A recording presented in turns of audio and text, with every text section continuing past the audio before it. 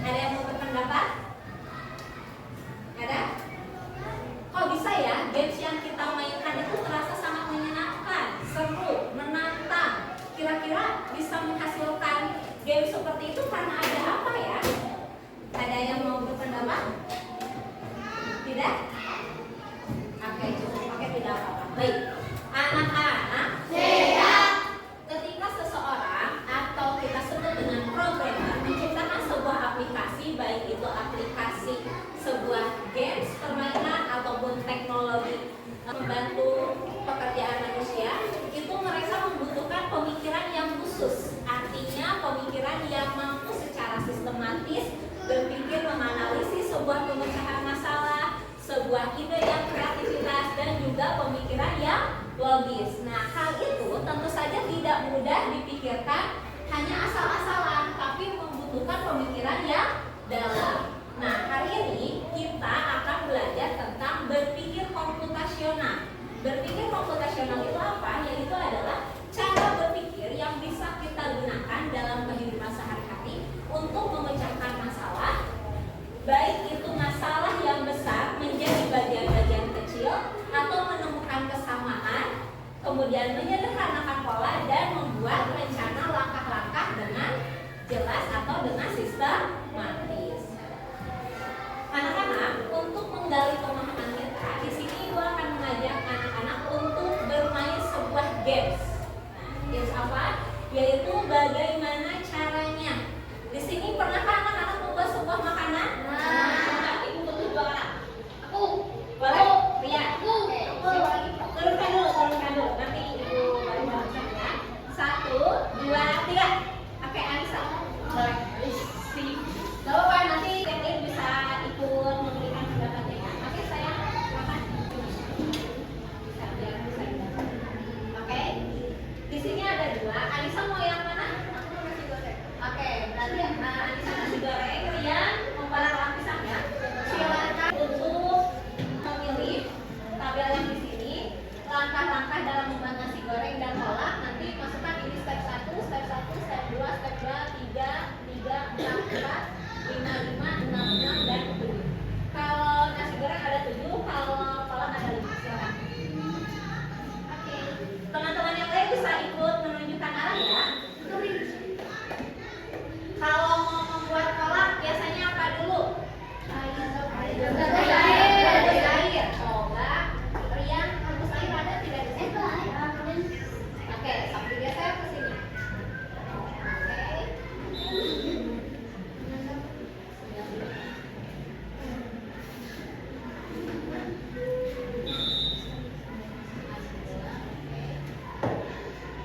Ada lagi?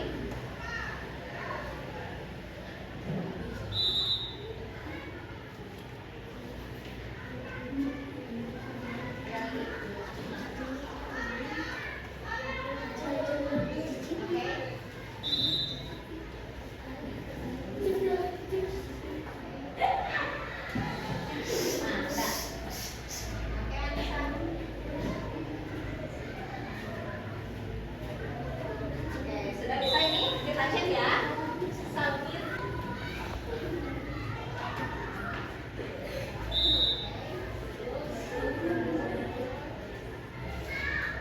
oke, betul semua. Beri tepuk tangan. Oke, terima kasih. Baik, anak-anak. Harapkan setelah pembelajaran hari ini, anak-anak dapat menguraikan dan memberi contoh penerapan berpikir komputasional dalam menyelesaikan berbagai permasalahan dalam kehidupan sehari-hari. Bagaimana? Siap? Ya. Oke, kalau begitu sebelum memulai pembelajaran intinya, mari sama-sama kita icebreaking terlebih dahulu. Semuanya berdiri. Kita bergerak dan menyanyi. Ada yang tahu lagu ini? Karena kan bisa? Ya. Bareng-bareng ya. 1, 2, 3. Ini tangan kananku, ini tangan kiriku. Depan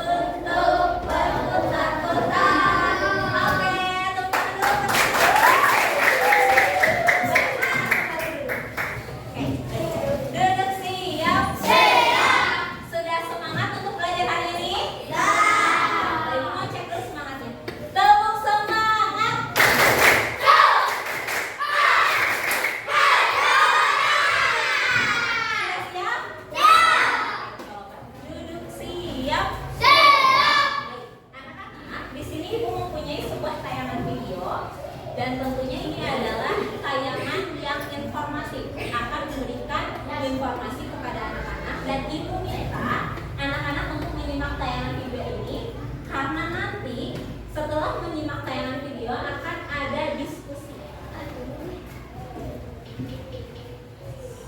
Pengenalan computational thinking. Hai teman KJ, coba tebak apa artinya computational thinking atau berpikir komputasi atau sesuai dengan kebutuhan dan dapat diselesaikan dengan cepat dan tepat. Tapi ternyata berpikir masa sekarang dan masa depan ini mirip seperti merencanakan coding yang sudah dibahas sebelumnya. Yang kedua, pengenalan pola. Artinya mencari kesamaan dan pola di antara bagian-bagian masalah kompleks yang sudah dibicarakan. Sama-sama kita sudah menyimak tayangan video mengenai berpikir komputasional. Nah, di sini Ibu mempunyai 5 pertanyaan. Bagi anak-anak yang bisa menjawab dengan baik, ini akan mendapatkan nilai tambahan. Siap?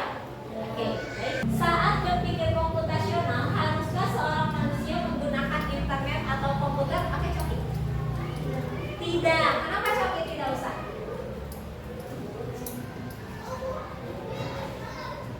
Karena tidak harus menggunakan internet. Bagus, tepuk tangan buat coki. Jadi dikasih apa? Dikasih apa? Dikasih W, kasih O, kasih W. Wow, keren. Wow, wow, keren. Oke, bagus. Terima kasih. Selanjutnya yang ketiga. Apa saja 4 landasan berpikir komputasional? Tadi ada 4. Ada 4 apa? Abstraksi. Lalu ada apa lagi?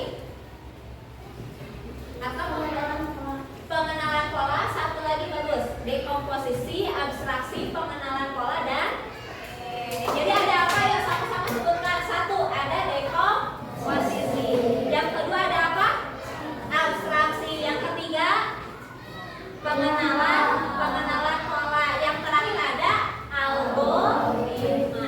Nah, itu adalah landasan cara berpikir komputasional. Ya. Oke. Selanjutnya beri tepuk tangan dulu buat Geliasa. Baik, untuk menambah pemahaman anak-anak, silakan simak pemaparan Ibu berikut ini ya. Baik, berpikir komputasional. Berpikir komputasional itu apa? Yaitu cara berpikir untuk memecahkan masalah dengan menggunakan prinsip ilmu komputer. Contohnya seperti pemecahan masalah secara sistematis, analisis data dan desain algoritma.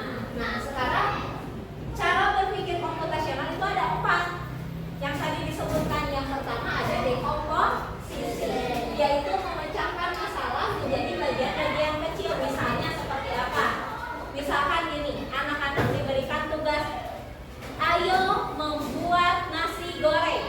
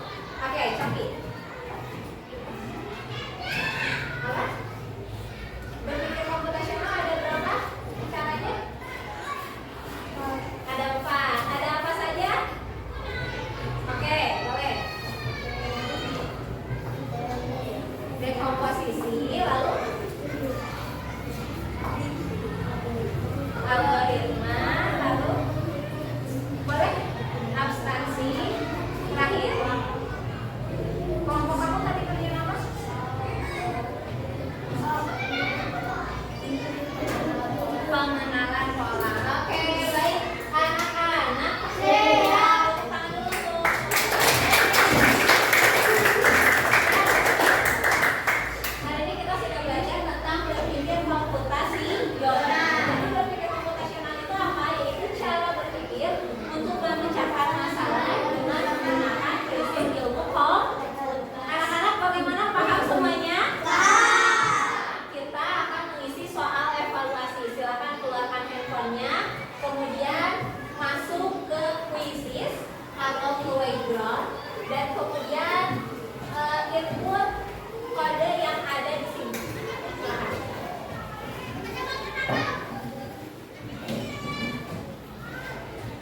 Masuk ke quizzes sudah biasa ya, sudah bisa? Oke, kita mulai.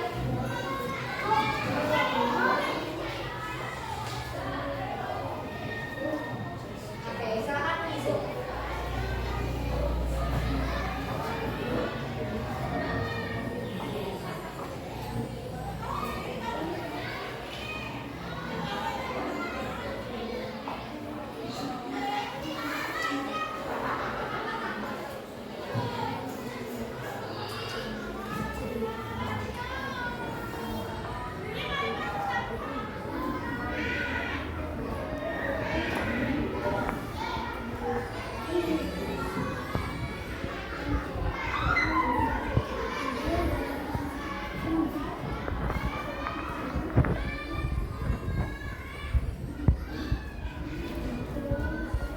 Oke, anak-anak sudah selesai semuanya? Sudah.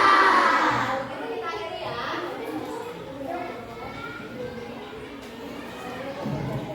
Oke, kita lihat. Oke, yang pertama Rama, yang kedua Coki, yang ketiga Haikal. Beri tepuk tangan. Silakan, kayaknya untuk dimasukkan ke dalam tas, duduknya yang rapi. Silakan untuk beres-beres. Kegiatan pembelajaran kita sudah selesai, dan sekarang mari kita sama-sama merefleksikan diri, ya. Oke, pertama, bagaimana perasaan anak-anak hari ini? Senang tidak? Apa yang membuat anak-anak senang dari pembelajaran hari ini? Karena belajar apa? Apa? Karena belajar komputasi. Oke, kita banyak mengenal pelajaran ilmu dasar. Yang kedua, dari pelajaran kali ini bagian mana yang paling sulit dipahami? Yang paling sulit yang mana? Tidak ada. Oke, berarti semuanya paham? Mengenai rencana tindak lanjut, silakan pelajari bentuk contoh berpikir komputasional dalam pemecahan masalah sehari-hari. Silakan dipelajari lagi ya.